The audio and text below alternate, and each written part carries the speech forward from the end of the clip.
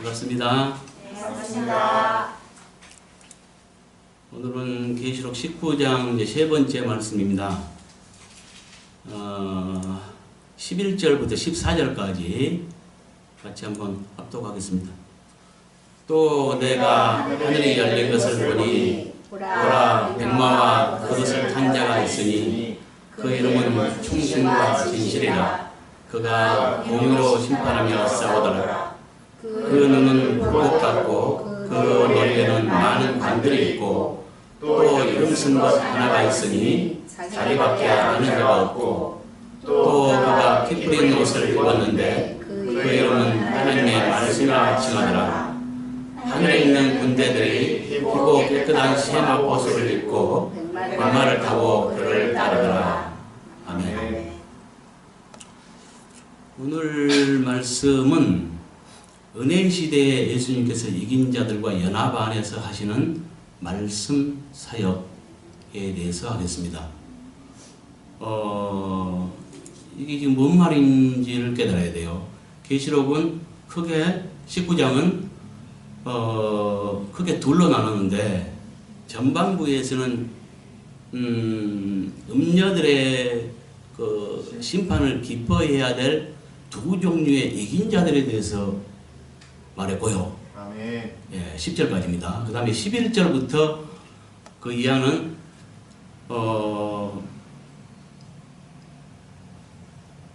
백마탄 예수님의 군대의 그 두 방면 사역을 말합니다. 지금 전반부에서도 이긴 자의 두 종류가 있었습니다. 1절부터 5절까지는 그 흰옷 입은 이긴 자 그들에 대해서 말했고요. 네. 6절부터 10절까지는 흠없게 된 첫 열매, 예수님의 신부로 준비된 흠없는 첫 열매들에 대해서 말하고 있는 거예요. 아멘. 그러니까 두 종류의 이긴 무리가 있습니다. 네. 계시록 14장에 봐도 두 종류의 이긴 무리가 나오고요. 아멘. 7장에 봐도 두 종류의 이긴 무리가 나오고요. 아멘. 계시록 20장에도 보면은 두 종류의 이긴 무리를 말하고 있어요. 아멘. 그러니까 알곡들만 쭉정이 내버려두고 알곡들만 두 종류가 있어요. 아멘. 그 중에 이제 그 본격적인 추수. 그러니까 대다수의 믿는 이들이 추수된 때는 언제냐? 주님 오시기 바로 직전, 지상절임. 그 직전에 그 성도들의 부활로서 그 추수가 이루어지고요. 아멘. 그보다 먼저 대환란 전에 또 한 번의 추수가 있는데 소수의 맨 먼저 익은 만물들, 그걸 갖다 처음 익은 열매라고 하죠. 이 두 종류로 나눠진다는 것. 알곡들의 두 종류가 있는데 처음 익은 열매와 익은 곡식 이렇게 나눠진다고 우리가 배웠죠. 네. 그러면 이제 깨달아야죠. 그러니까 전반부는 1절부터 10절까지는 그 두 종류의 알곡들, 두 종류의 이긴 자들, 그들에 대해서 말하는 것이에요. 아멘. 그리고 지금 11절부터는 후반부에 들어가는데, 네. 여기에도 뭐냐면 백마탄 하나님의 군대의 그 사역을 두 방면으로 말하고 있다는 거지. 그래서 오늘 본문 11절부터 14절까지는 뭘 말하냐? 지금을 은혜 시대라고 하죠. 네. 지금 이 시대, 은혜 시대에 주님과 연합 안에서 하는 말씀 사역을 말합니다. 그리고 15절부터 21절 끝까지는 뭘 말하냐면 주님이 이 세상에 지상 강림하실 때에 있을 사역, 그 심판이죠. 네. 그것을 말해요. 이렇게 나눠진다는 거죠. 여기에 대한 분명한 안목이 없으면 말씀을 잘못 가르치고 누룩이 발생하죠. 네. 그래서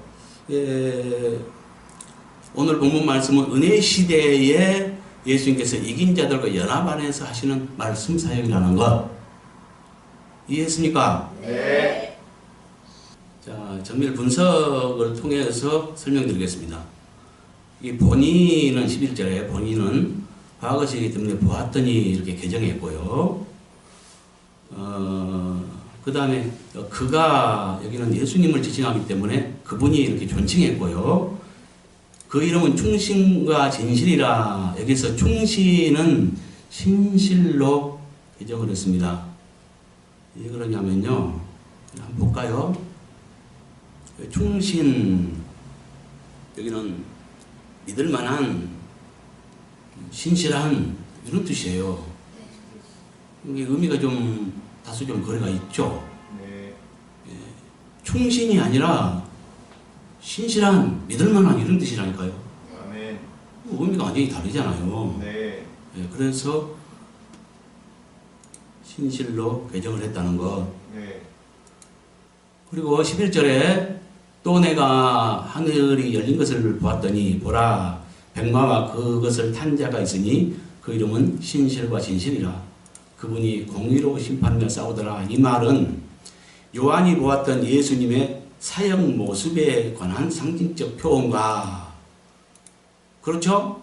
네. 지금 뭐냐면은 요한이 보았죠. 본자가 요한이죠. 네. 예. 뭘 봤어요? 백마와 탄자. 백마와 그것을 탄 자가 있다 그랬죠. 네. 백마탄 이 분은 예수님이거든요. 네. 예, 백마를 타고 계시는 예수님을 보았어요. 이것은 예수님의 사역 모습을 상징적으로 말한 것이라는 거죠. 실제 백마를 타고 막 전쟁을 수행하고 싸우고 이런 것은 아니에요. 이것은 상징된 말이에요. 왜 백마로 상징했을까요? 뭐 검은 말이나 검은 소는 안 됩니까? 예? 여기서 흰색은요 정결을 상징하고요. 네. 예. 반대로 그럼 검은색이나 이런 것은 뭘 말할까요?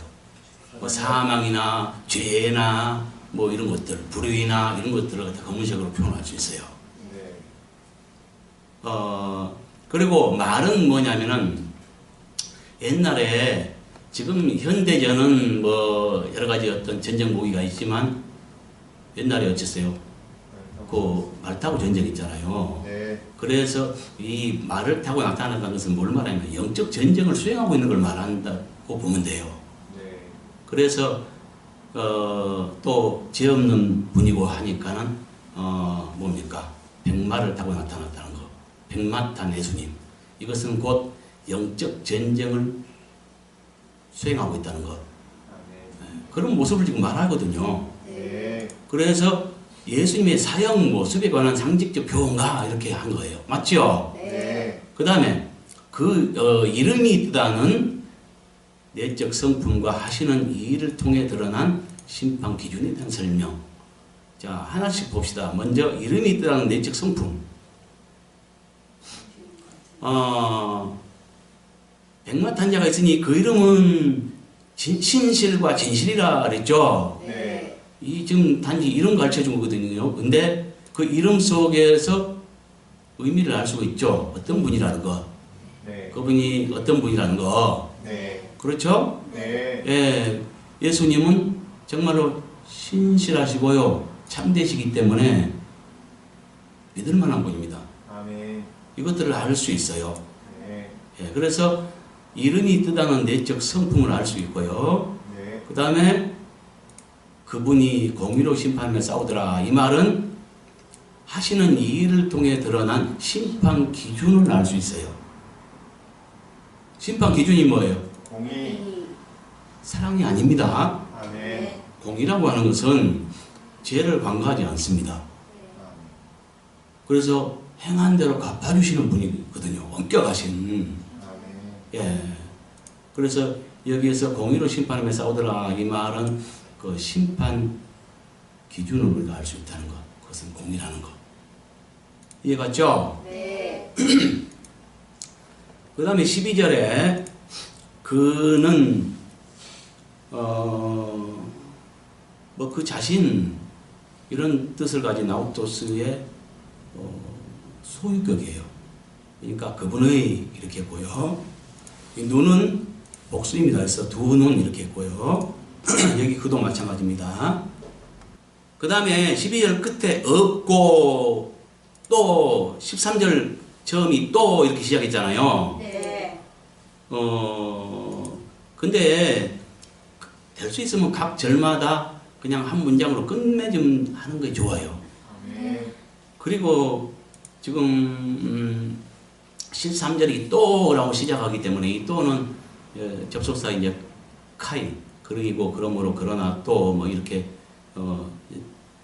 그런 뜻을 가진 카이로 접속사 카이로 시작하거든요. 13절에.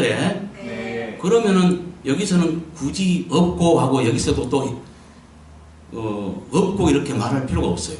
네. 여기서 없고 또 이것은 그 접속사를 두 번 해석한 것 같아요. 아멘. 그렇죠? 네. 없더라 이렇게 깔끔하게 끝내기 좋다는 거죠. 네. 12절에 그분의 두 눈은 불꽃 같고 그분의 머리에는 많은 관들이 있고 또 이름 쓴 것 하나가 있으니 자기밖에 아는 자가 없더라. 이 말은 예수님의 눈과 머리의 특징으로서 예리한 통찰력으로 두루 살피고 이김을 통해 인정받음으로 얻은 비밀스러운 이름의 특권에 대한 상징적 설명. 좀 복잡하기는 하지만 이것이 정확한 표현일 겁니다. 우선 쉽게 우리가요, 이건 지금 뭐 특징을 말하고 있어요? 예수님의 눈과 머리의 특징을 말하잖아요. 네. 그래서 예수님의 눈과 머리의 특징으로서 이렇게 말한 거예요. 아멘. 맞죠? 예. 눈의 특징은 뭐예요? 불꽃 같아요. 불꽃 같다는 거죠. 이 불꽃을 여러분이 관찰해 보셨으면 알 건데요. 불꽃이 탁 터져 올라갈 때 예리합니다. 이 불꽃 같은 눈은 뭐냐면은 그 예리한 통찰력을 말해요.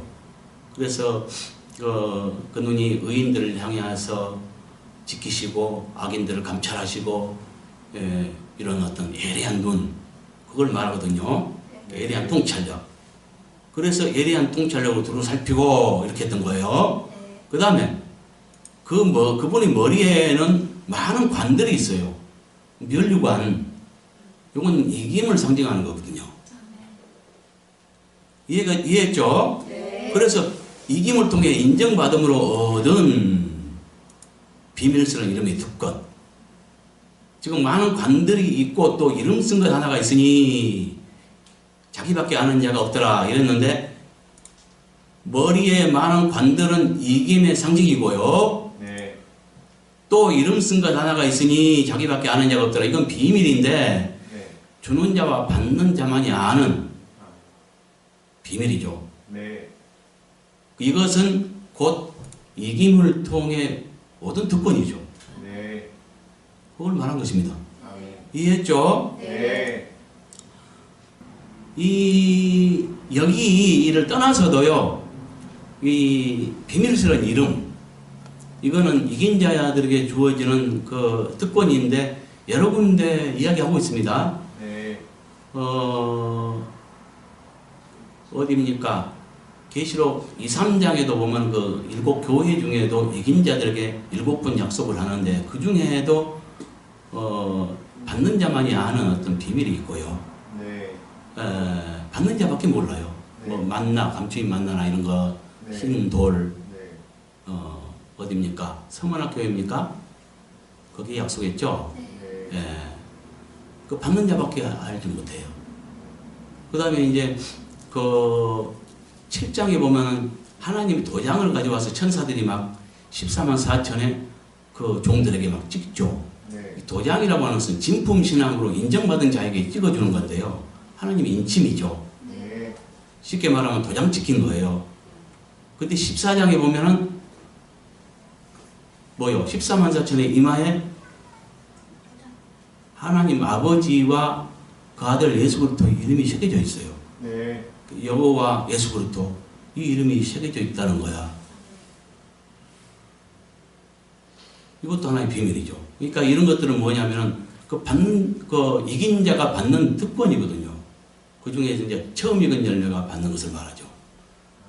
네 진품 신앙이야 하면서 어떤 계약서에 도장이 안 들어가면 무효잖아요. 네. 잘 꾸몄고 도장이 안 들어가면 무효야. 근데 도장 탁 들어가야 비로소 효력을 발휘하죠. 네. 이와 같이 진품신앙으로 인정해서 도장 탁 찍힌 것 14만 4천의 이만은 거의 찍혔어요. 근데 예수님이 신부들에게만 찍힌 것이 아니고 또 뭡니까? 음녀들에게도 그건 사탄의 충실한 종들이죠. 그 이마에 비밀의 이름이 있어요. 그러니까 사탄도 똑같이 흉내내고 있다는 것. 자기의 충실한 종들에게 도장 찍어서 이름이 새겨진. 13절을 보면요. 또 그분은 그는 예수님을 말하죠. 그러니까 그분은 이렇게 존칭했고요. 네. 피 뿌린 여기엔 피에 흠뻑 젖은 이렇게 개정을 했습니다. 이건 좀 이따 살펴보기라고요. 네. 여기 그도 마찬가지로 존칭해서 그분이라 했습니다. 여기 뿌린 여기는요. 그 원어의 기본형이 밥토예요. 근데 뭔 뜻이냐면 잠그다, 뭐 착색하다 이런 뜻을 가지고 있어요. 염색하다 뭐 이런. 이 말은요. 이 말에서 유래된 것이요. 밥티조란 말 들어봤죠? 네. 뭐냐면 침례를 말하거든요. 네. 이 침례도 뭘 말하냐면 여기 그 말에서 유래된 것인데요. 흐르는 물에 온몸을 잠그는 것. 그 침례 이걸 말해요. 그러니까 뭘 말하는지 알겠죠? 어떤 뜻인지. 그냥 뭐 몇 방울 피 몇 방울 뿌리는 이것을 말한 게 아니고요. 흠뻑 젖은 온몸을 잠근 이런 뜻을 가지고 있다는 거죠. 지금 그럼 왜 이렇게 해석을 했을까? 우리 지금 지금 개신교도 보면은 침례를 행하는 침례회가 있고요. 그 다음에 세례를 행하는 교단이 있죠. 네. 침례는 물에다 온몸을 잠그는 것을 말하고요. 세례는 물 몇 방울 떨어뜨려서 이렇게 약식으로 하거든요. 이 차이라고 생각하시면 돼요. 과거 구약시대부터 물을 뿌려서 정결케 하는 예식이 있었거든요. 이제 그런 것에서 유래되었고, 지금 뭐냐면은 교회에서 침례 아니면 세례 이 두 가지를 행하고 있는데, 원래 예수님을 침례를 줬던 세례 요한도 마찬가지고 또 예수님도 마찬가지고 요단강가에서 나오는 자들에게 흐르는 물에 온몸을 잠궈서 침례를 줬거든요. 네. 이것이 이제 원래적인 뜻에 합한 것이고요. 물을 뿌린 것은 아마도 구약에서 내려오던 정결케 하는 의식에서 나온 건가 확실히 모르겠는데, 어쨌든 약식으로 지금 세례를 주고 있어요. 근데 원뜻은 온몸을 흐르는 물에 잠궈야 된다는 것. 아멘. 그래서 그런 세례를 주는 사람들은 약식으로 물 몇 방울 떨어뜨려서 이렇게 세례를 주듯이 이와 같이 그런 어떤 각도로 해석을 한 것이 아닌가. 네. 그래서 피 뿌린 이렇게 이제 했는데, 사실은 그 뜻은 피를 몇 방울 이렇게 뿌리는 정도가 아니라 흠뻑 젖은, 아멘. 피에 젖은 네. 이걸 말한다는 거죠. 아멘. 이해갔죠? 네. 그래서 그냥 피에 흠뻑 젖은 이렇게 개정을 했습니다. 네. 그래서 13절에 또 그분은 피에 흠뻑 젖은 옷을 입었는데 그분의 이름은 하나님의 말씀이라 칭하더라. 이 말은 예수님의 옷의 특징으로서, 맞죠? 네. 이를 통해 알 수 있는 그분의 온 인류를 구속하기 위한 공생의 희생과 구원과 관계된 이름에 대한 상징적 설명, 이렇게 정했습니다. 네. 이해가죠? 네. 왜냐하면 예수님의 이름이 19장만 해도 벌써 2번 이상 나오고요. 다른 데에도 예수님의 이름이 여러 번 언급돼요. 근데 여기는 지금 뭐라 했습니까? 그 예수님의 이름이 하나님의 말씀이라 칭했죠. 네. 다른 데 한번 볼까요? 자, 16절에 보세요. 그 옷과 다리에 이름 쓴 것이 있으니 만왕의 왕이요 만주의 주라 하였더라. 다리에 이름 쓴 것이 있는데 만왕의 왕이고 만주의 주래요. 네. 아까 피 뿌린 옷을 입었는데 거기에 이름은 하나님의 말씀이라 칭했고요. 네. 여기에 다리에 이름 쓴 것이 있는데 만왕의 왕이요 만주의 주라 했거든요. 네. 예, 여기서 다리가 의미하는 것은 발과 어깨는 심판하는, 네. 짓밟는, 네. 그러니까 어떤 심판과 관계에 있다고 보시면 돼요. 심판주. 그래서 그 심판과 관계된 그 이름은 뭐요? 만왕의 왕이요 만주의 주라 했네요. 네. 그래서 그 만왕의 왕이요 만주의 주의 자격으로서 심판하시겠죠. 아멘. 그렇잖아요. 네. 지금 위에서도 보면요.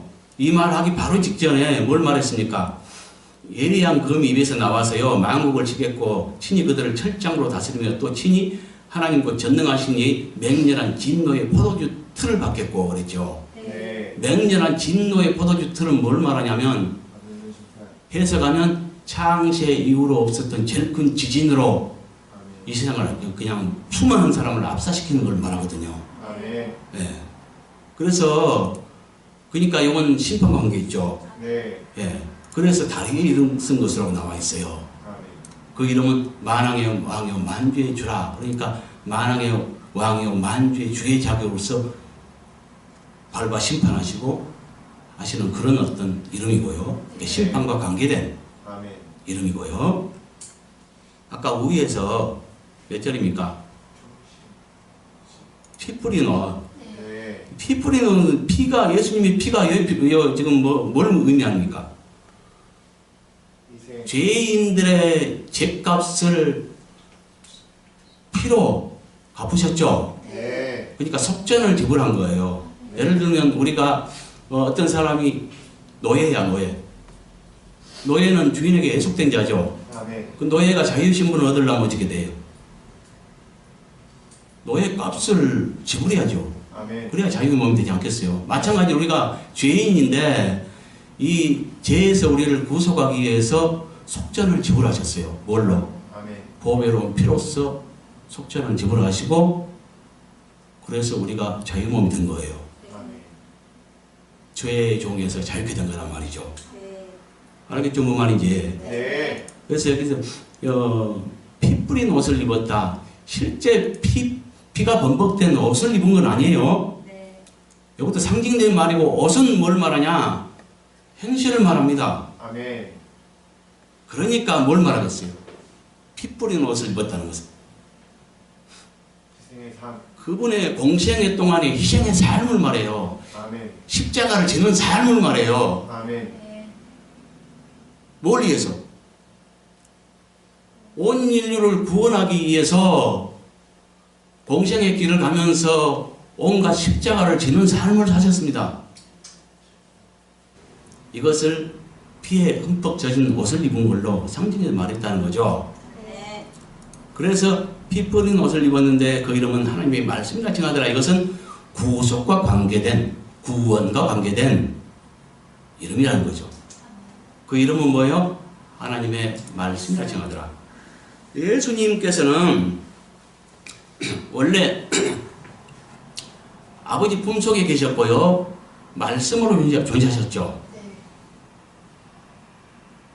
그래서 그 요한복음 1장 1절에 보면 태초에 말씀이 계시라면서 말씀에 대해 소개를 하는데 이 말씀은 하나님과 함께 계셨다. 그 말씀은 하나님이라 이렇게 말하거든요. 그러니까 이 말씀이 아버지 품속에 계시다가 뭐요? 온유를 구원하기 위해서 보냄을 받죠. 네. 그래서 말씀이 육신을 입고 오셨어요. 아멘. 하나님의 말씀이 원래 말씀이었는데 그 말씀이 육신을 입고 사람의 모양으로 나타났어요. 그래서 죄 없는 그분에게 죄를 정하사 십자가를 지게 하셨고 죽고 부활하여서 생명 주는 영이 되셨다고 그랬고요. 그래서 그분이 우리의 속에 또 오셔서 성령으로 아들과 아버지가 그 영으로 함께 오셔요. 그래서 우리 안에 사시면서 그 종들과 연합 안에서 함께 사역을 하죠. 그 종들의 입을 통해서 연합 안에서 주님이 함께 사역하는 거예요. 그렇게 해서 말씀을 전파하고 구원의 말씀을 전하여서 믿는 이들을 갖다가 구원하죠. 그렇죠? 네. 그러니까 이 말씀은 우리의 그 구원의 이름이기도 하지만 여러 기능이 있죠. 요한복음 6장 51절부터 58절에 보면 나는 하늘에서 내려온 살아있는 떡이니 사람이 이 떡을 먹으면 영생하리라. 내가 줄 떡은 곧 세상의 생명을 위한 내 살이니라 하시니라. 그러므로 유대인들이 서로 다투어 이르되 이 말씀이 어찌 능히 자기 살을 우리에게 주어 먹게 됐느냐. 예수께서 이르시되 내가 진실로 진실로 너희에게 이르노니 인자의 살을 먹지 아니하고 인자의 피를 마시지 아니하면 너희 속에 생명이 없느니라. 내 살을 먹고 내 피를 마시는 자는 영생을 가졌고 마지막 날에 내가 그를 다시 살리리니 내 살은 참된 양식이요 내 피는 참된 음료로다. 내 살을 먹고 내 피를 마시는 자는 내 안에 거하고 나도 그의 안에 거하나니 살아계신 아버지께서 나를 보내시며 내가 아버지로 말미암아 사는 것 같이 나를 먹는 그 사람도 나로 말미암아 살리라. 이것은 하늘에서 내려온 떡이니 조상들이 먹고 죽은 그것과 같지 아니하며 이 떡을 먹는 자는 영원히 살리라. 이렇게 말해요. 아멘. 그러니까 원래 말씀이셨는데 육신을 입고 오셨고 피 있는 인간으로 오셔서 우리 대신 죄 없으신 분이 십자가에 달려 죽으심으로 대신 죽은 사랑을 통해서 우리를 구속하시고 피로써 그 속전을 지불하시고 우리가 죄에서 자유몸이 되게 하시고 믿는 자를 구원하셨다는 거죠. 그리고 이 육신이 되신 예수님은 또 죽고 부활하면서 생명 주는 영이 되시다고 했죠. 그래서 우리에게 영의 말씀으로 공급해요. 지금 아까 그 요한복음 방금 전에 읽었던 말씀들, 내 살을 먹고 네 피를 마셔라. 그래야 영생을 얻는다. 하니까는 그 유대인들이 오해를 했죠. 어떻게 저가 자기 살을 찢어줄란가? 자기 살을 찢어줘서 먹게 하란가? 이렇게 이제 오해를 했죠. 네. 그때 주님께서 말씀하시기를 살리는 것은 영이니 육은 무익하니라. 아멘. 내가 이런 말이 영이요 생명이라 이렇게 말해요. 그러니까 뭐냐면은 예수의 살과 피를 우리가 그 살과 피에 참여하지 않으면 영생이 없어요. 아멘. 그러니까 예수의 살과 피를 살과 피는 우리에게 영생을 공급하는 수단이 되고요. 네. 이 살과 피에 참여한 자가 영생을 얻어요. 영원한 생명을 얻어요. 아멘. 그렇지 않으면 상관이 없거든요. 그래서 우리는 날마다 예수의 살과 피에 참여하고 먹고 마셔야 되는데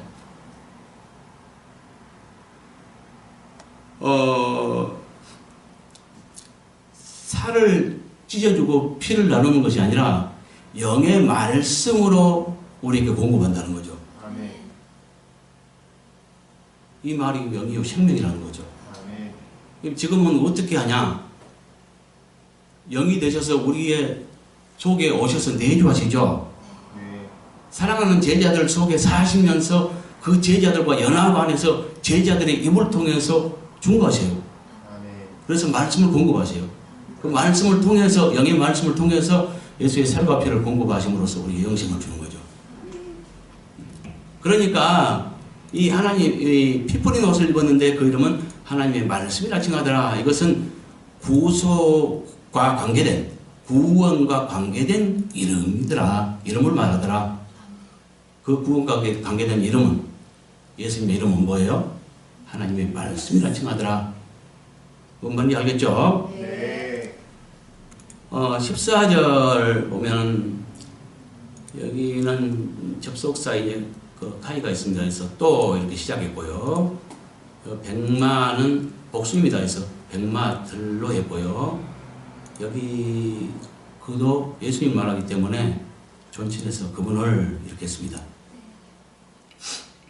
그래서 14절에 또 하늘에 있는 군대들이 희고 깨끗한 세마포옷을 입고 백마들을 타고 그분을 따르더라. 이 말은 예수님께 속하여 그 안에서 이기는 삶을 살면서 그분을 따라 사역하는 종들에 대한 상징적 설명이라는 거. 이해한가요? 예수님께 속하여 그 안에 살면서 이렇게 그 안에서 예수님 안에서 연합 안에서 이기는 삶을 살면서 그분을 따라 사역하는 종들을 상징적으로 말하고 있어요. 어떻게요? 백마땅 군대로 네. 군대니까 수많은 사람들이겠죠. 네. 예, 예수님께서 백마를 타셨지만 예수님과 함께 수많은 백마 탄 군대, 하나님의 군대죠. 네. 이 군대가 자 우리가 착각하기 쉬운 것은 뭐냐면요, 지금 하늘에 있는 군대 했으니까 죽어서 하늘에 올라간 자들 말한가? 이렇게 착각할 수 있어요.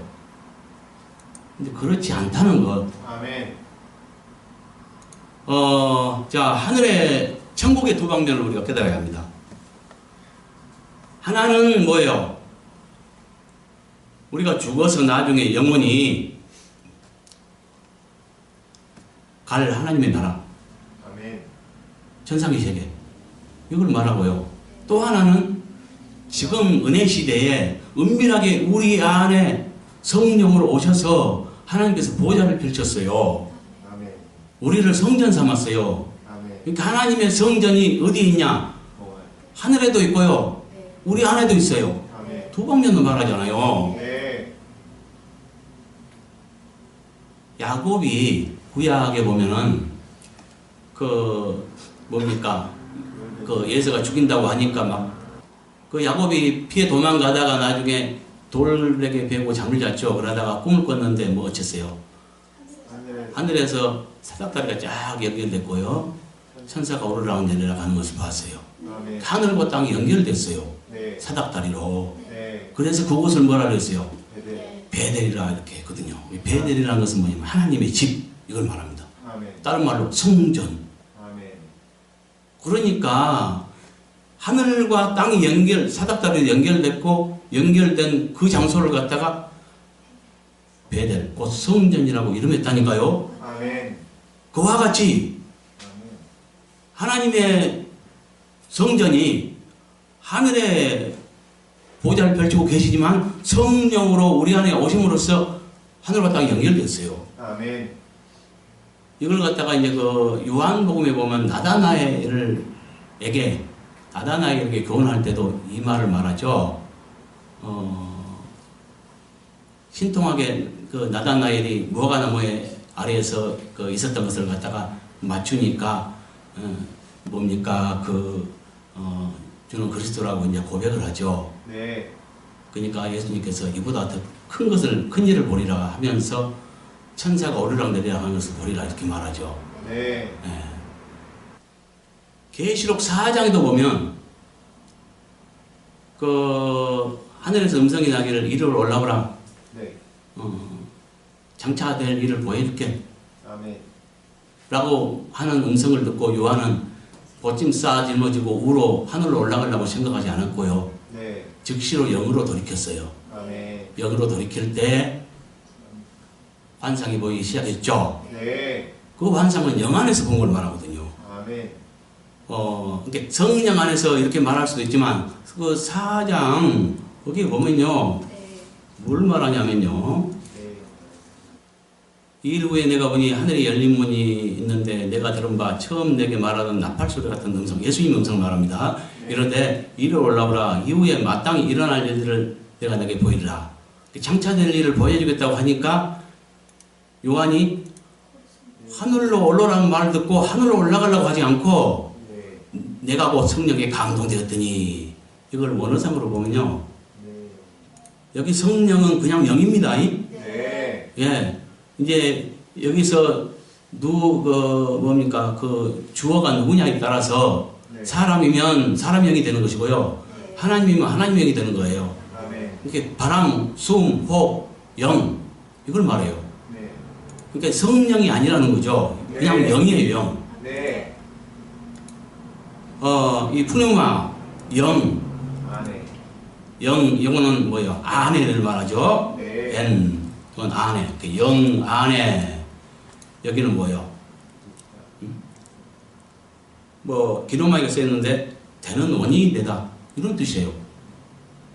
그러니까 예, 그거의 과거 시제니까 하였더니 있었더니 있게 되었더니 이렇게 이제 번역할 수 있겠네요. 그러니까 영 안에 있게 되었더니 이렇게 되겠네요. 네. 예.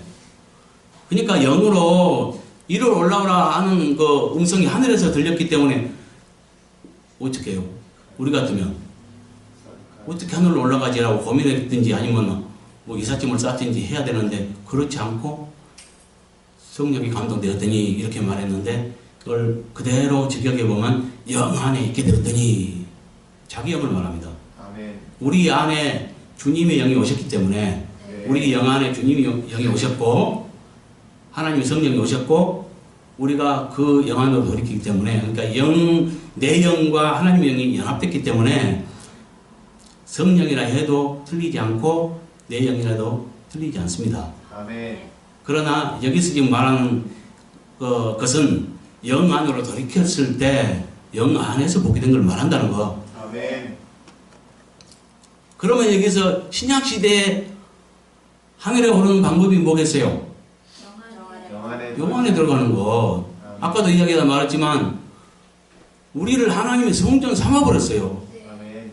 그래서 성전에 두 방면이 있다는 것. 하나는 하늘 보좌가 있고요. 네. 영으로 우리 안에 들어오심으로써 보호자가 연결되었어요. 아멘. 그래서 영으로 오신 아버지는 성령으로 아들과 아버지가 함께 오셔서 우리 안에 구하세요. 아멘. 사랑하는 제자들에게. 아멘. 그러니까 우리가 하늘에 올라가려면 지금 은밀한 천국시대, 교회시대, 이 시대에 친히 하늘로 안 올라가도 내 안에 보좌를 펼치신 예수님 안에, 내 안에 오신 예수님 안에 들어가면 그것이 하늘에 오르는 방법이 된다는 거죠. 아멘. 이해했습니까? 뭔 말인지. 네. 그래서 하늘에 있는 군대들이 희고 깨끗한 쉐마봇을 입고 백마들을 타고 그분을 따르더라. 이 말은 지금 죽어서 하늘에 올라간 것처럼 표현됐지만 사실은 뭐냐면은 우리 안에 임한 천국 안에 거하는 자. 아멘. 다른 말로 예수님 안에 거하는 자. 아멘. 영에 속한 사람. 아멘. 이들을 말한다는 거예요. 네. 이걸 놓치면 착각하면 어떻게 착각할 수 있어요? 죽어서 하늘로. 죽어서 하늘에 오른 것처럼 네. 이런 표현이 많습니다. 성경에. 네. 이해를 돕기 위해서 또 하나 찾아볼게요. 자, 계시록 13장에 보면요. 1절에 바다에서 한 짐승이 나왔습니다. 네. 7머리 10뿔 가진 짐승이 나왔습니다. 네. 이게 5절에 보니까요. 두 가지 권세를 받았어요. 하나는 신성모독하는 입을 받았고요. 네. 또 하나는 42달 일할 권세를 받았어요. 네. 그 다음에 6절부터는 뭘 말하냐면 짐승이 입을 벌려 하나님을 향하여 비방하되 그의 이름과 그의 장막 곧 하늘에 사는 자를 비방하더라. 이것은 뭘 말하냐면 아까 5절에서 말한 두 가지 권세 중 신성모독하는 입을 받았죠. 이 권세를 가지고 하는 일을 말합니다. 네. 하나님과 막 성도들을 비방해요. 네. 그 다음에 권세를 받아 성도들과 싸워 이기게 되고 각 족속과 백성과 방과 나라를 다스리는 권세를 받으니, 그러니까 쉽게 말하면 세계 여러 나라를 다스리는 권세를 받으니 죽임을 당한 어린 양의 생명책에 창세 이후로 이름이 기록되지 못하고 이 땅에 사는 자들은 그 짐승이 경배하더라. 그러니까 뭐냐면은 이 말은 7, 8절은 아까 5절에서 말한 42달 일할 권세를 가지고 그 권세를 행한 걸 말하거든요. 아멘. 이 두 가지 권세로 한 일을 말해요. 네. 그런데 아까 6절에 짐승이 입을 벌려 하나님을 비방하되 그의 이름과 그의 장막 곧 하늘에 사는 자들을 비방하더라. 여기도 지금 하늘에 사는 자가 나오죠. 네. 지금 이 바다에서 나온 짐승, 이 자는 누구를 말하냐면 42달 동안 종말이 때 42달 동안 세계 일환을 다스리면서 자기가 하나님처럼 가장하고 경배받을 자예요. 네. 이는 곧 거짓 그리스도를 말합니다. 아, 네. 이 거짓 그리스도가 뭐래요? 하나님을 비방하고 하늘에 사는 자들을 비방했대요. 그러면 이들이 정말로 말 그대로 죽어서 하늘에 간 자들이다. 이렇게 본다면 믿음도 좋네요. 죽어서 보이도 않은 하늘에 사는 성도들을 향해서 그들이 존재한다고 믿기 때문에 지금 비방하는 거 아니에요. 네. 죽어 없어진 사람들이 그 영혼이 살아있고 하늘에 있다는 것을 믿어야 이런 행동을 할 수 있죠. 아멘. 하나님을 믿지도 않은 이자가, 이 거짓 그리스도가 어찌 성도들이, 그 영혼들이 죽지 않고 살아있으며 하늘에 있는 것을 어떻게 믿어서 비방을 하며 욕을 퍼대겠습니까? 그런 게 아니에요. 네.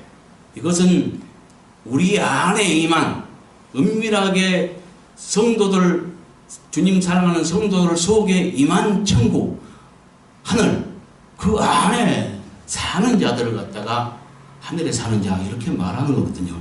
아멘. 이걸 깨달아야 합니다. 그렇지 않다면 거짓 그리스도는 정말 믿음 좋은 자죠. 네. 죽어 없어진 사람들은 어떻게 그걸 알고 막 욕을 퍼대.